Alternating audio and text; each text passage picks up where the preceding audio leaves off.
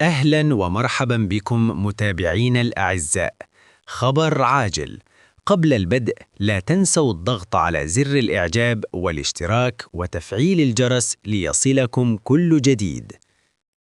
تلقى العاهل المغربي الملك محمد السادس دعوة رسمية من الرئيس الأمريكي دونالد ترامب بخصوص الانضمام إلى مجلس السلام بهدف تسوية النزاعات الدولية في منطقة الشرق الأوسط.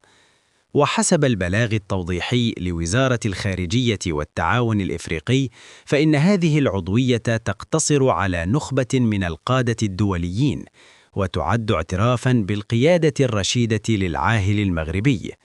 وقد تفضل الملك محمد السادس بالاستجابة وقبول الدعوة، مع توجيه برقية شكر للرئيس الأمريكي دونالد ترامب.